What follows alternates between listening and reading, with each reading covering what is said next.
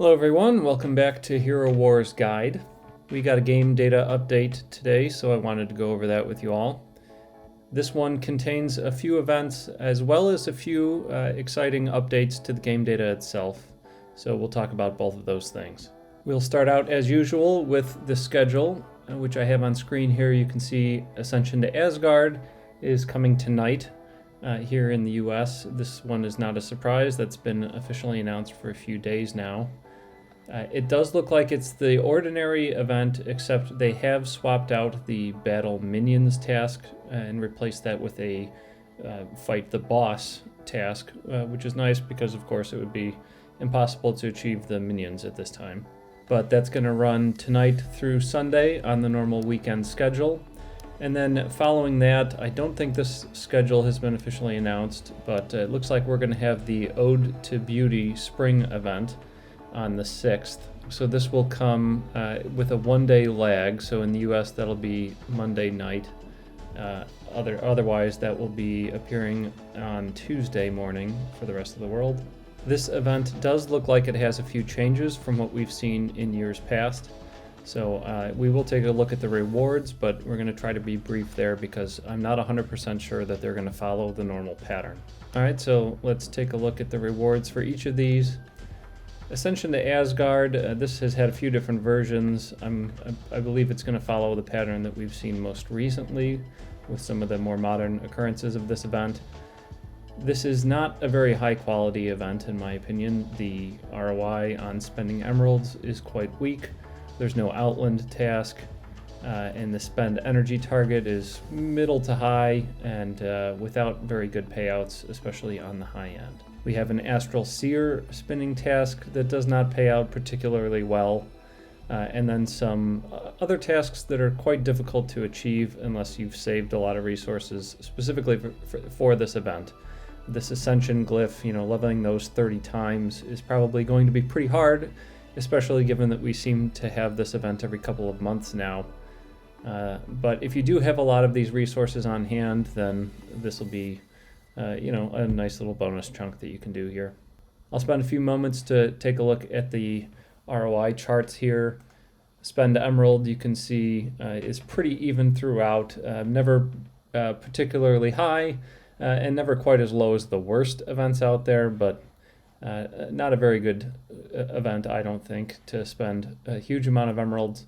The only real exception to that, I suppose, is if you are way behind in your Asgard resources relative to other things like skin stones, artifact, etc.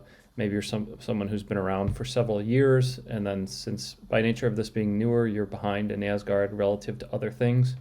And if you're like a big spender who's in particular a big Astral Seer spinner, then the Radiant Crystal is most likely to be your resource bottleneck in Asgard. And the payout for this spending emeralds task is a choose your level of crystal. You would be behind in Radiant if you spend a lot of emeralds on the Astral Seer, since that pays out Radiance at a lower ratio relative to all of the other things in the game that pay out rewards. So you may be behind in that case, so if you're a very big spender and a very big Astral Seer spinner, maybe this one's a little bit more interesting, but definitely not a top priority event for most of us. Spending energy, you can see here, this is among the worst events out there for spending energy. You get very low returns here. It's like 5% for the middle ranges, up to about 10 at the high end. There is a nice spike for some of the more easily achieved objectives here at the beginning, but after that it really bottoms out hard. So also not an event to go too crazy on energy in my opinion. All right, and then we will take a quick look at the Astral Seer, I suppose, as well. Some of these you complete for free, and then you can see you get kind of a mediocre percentage of returns out of spending for some spins at the Astral Seer. Really the only good payout comes for finishing the whole thing. So that would cost you 30,000 emeralds right there. All right, I have talked about this event in the past, so I'm not going to go in any more depth there. Let's return to this and take a look at the Ode to Beauty. Okay, so this is one of the things that I believe is going to change as opposed to how this event has historically run. The loot box that comes for this has historically followed the spring skins that are given away as part of the event. Well, not given away, but available as of this event. And it has been the case that you get 5 soul stones of those 3 heroes. However, it looks like the loot box this time around, instead of being limited to those 3, is going to follow the same list as the 50 or 100 soul boxes that you get for one of the last days of the month or other rewards. So for those of you who are eager to see Jet in a soulstone box, as I believe was the case a little bit before I started playing a couple of years ago, it does not look like that's going to be the case this time around. Possibly to mitigate for people being disappointed about Jet, it does look like the quantity of souls given for each one of these boxes is going to be 10, whereas it used to be 5. So that may be a consolation for some people, or even exciting for others, if you're not particularly interested in Jet. But if the contents of that loot box are changing, then that my soulstone counts here are going to be wrong. It's possible also that these tasks will reward a different amount or different type of rewards than it used to. So I don't want to spend a ton of time into this, not knowing exactly how that's going to look. I'll leave it up here on the screen so you can take a quick look at these charts to see where the payouts, the best ones lie. But if you are interested in a little bit more detail there, what I would tell you is that this is a carbon copy of both the Time to Love and Winds of the East event. At least in prior years, they were all exactly the same. And I did do videos on both of those, so you could refer back to those for those details. But again, I don't want to go into much detail here because I know for sure that the heroes are changing, and possibly some of the other payouts will change as well. Okay, so with that, we're starting to transition into away from the events here and into the game data changes.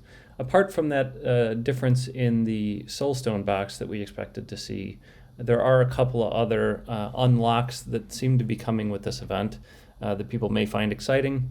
It looks like Fafnir is going to become one of the standard set of heroes as opposed to being locked for being new.